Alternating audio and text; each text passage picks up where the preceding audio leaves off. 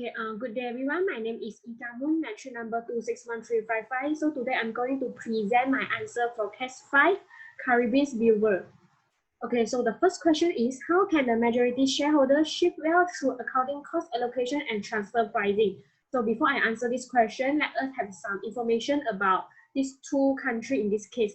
So the first one is Antigua, is where the Caribbean Viewer is located, and it has a tax implication of 30% profit for Jira beer, and the sales of Tigua beers is tax-free.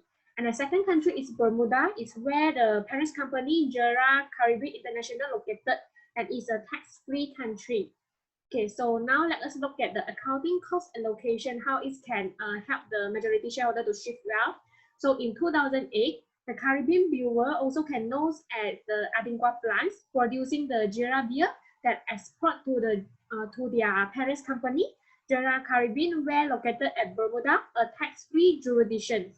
So Caribbean Brewer does not collect the bottle deposit, which is $8 for such export sales, and it is very unlikely with the domestic sales of Tigua beer in Antigua. So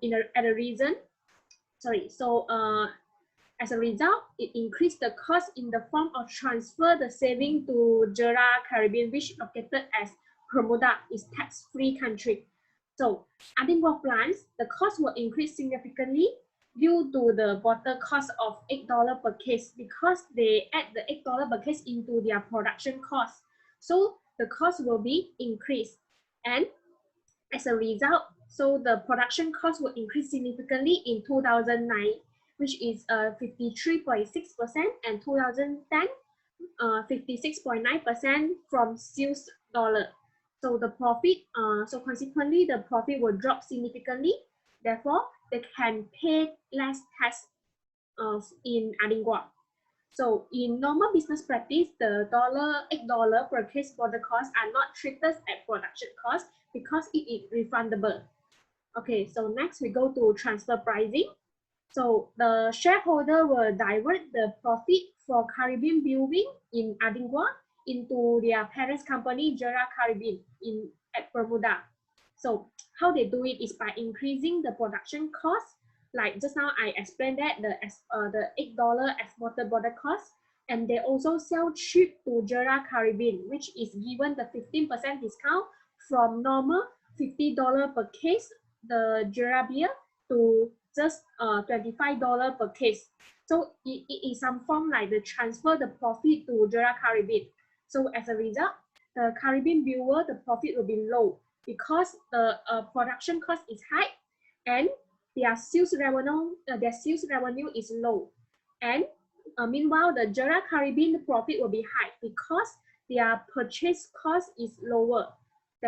And they are in a country that is no tax implication.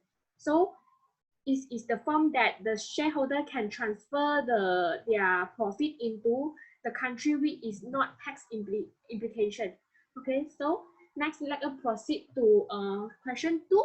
Is given the wording is figure 5 with respect to the taxation of related party transaction, to what extent is Caribbean Brewer vulnerable to tax reassessment? Okay, so before I answer this question, let us have some information about the cost. So for the production cost is separated to 2 parts. One is variable cost and another one is overhead cost. So the variable cost will consist 3 items. One is raw material, $3, bottle cost, $8, and the caps and labels, $3. Okay, so here we got the current reporting 2010 for Jira, and I separate into domestic and export. Okay, so you can see that for domestic, the sales price per case is $50 and is normal, but for export to their parent company, which is Jira International, the sales price is only charged $25. So as a result, their total sales dollar is 50,300,000. Okay, and then the production cost, the variable cost for domestic is only $6, which is raw material $3 plus the cap and label $3, and it is correct because they didn't add the bottle cost $8 into the production cost because it can refundable, so it cannot treat at expense. But you can see that for export, they add on the $8 inside the production cost, which as a result make the total production cost more higher, which is 34,952,233. And the net profit will be 8,370,512. So to calculate the tax, we need to 30% from the net profit. So it's 2,495,254. Okay, and then now after I recalculate the reporting, so it is the real reporting, and you can see that the domestic we didn't have any problem, and export I changed the sales price to $50. So as a result, the sales dollar will be much higher than before, which is 80,050,000. Okay, and the production cost, I take out the $8 and it's supposed to only $6 in the production cost for export sales. So as a result, the total production cost is much more lower.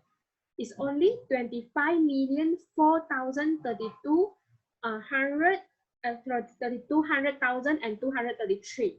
So, and the sales cost, administration cost, and interest cost also will be much more higher than the current reporting, because these three costs is based on the is in the basis of the sales dollar. So you can see that my sales dollar is higher, which is 80 million. Therefore, my sales cost, administration cost, and interest cost also will be much more higher than the current reporting. So as a result, the net profit is 43,429,459. Okay. So when we calculate the tax 30% from the net profit, is come out the result is $13,028,832. So as you compare the tax payment, you can see that it has a very big gap. It's from 2 million to 30 million. So therefore, I can make a conclusion that it's a big impact of tax implication, and it is high vulnerable to tax reassessment. Okay, so let's move to the last question. What are the implications of the composition of the board member to the reporting of the CEO? Assuming majority of the board is made up of representative of majority shareholder. Okay, so before that, let us see the reporting of shareholder is to ensure that the financial statements are prepared and presented in the manner of true and fair. Especially in this case, the management of cost allocation must be compliant with the GAAP. Is to ensure that the best of all the shareholder, both minority and majority, is also to ensure that it's compliant with the regulation and any regulation to avoid any penalties. Okay, so in this case, the board member majority come from the majority shareholder rights. So in this case, the majority of the board member is come from the Gerard International, and the minority is come from the management and others. So when is majority of the board member come from the Gerard International, they may be have expected that the reporting of CFO is benefit to the majority shareholder, like transfer the profit to Gerard International to reduce the tax. But in the perspective of minority shareholder like JJ, the expectation of Gerard International can threaten the benefit of minority shareholder. For example, the JJ situation, they have no bonus and no dividend. No bonus is because that the total production cost in the Adingua plant is already exceeds the standard that they set. So there is no bonus awarded, and no dividend is because the net profit of the Adingua plant is dropping.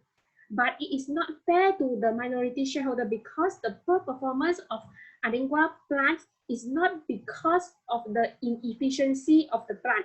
It's because of the transfer pricing, the decision made by the majority shareholder to transfer the saving, the profit to the parent company.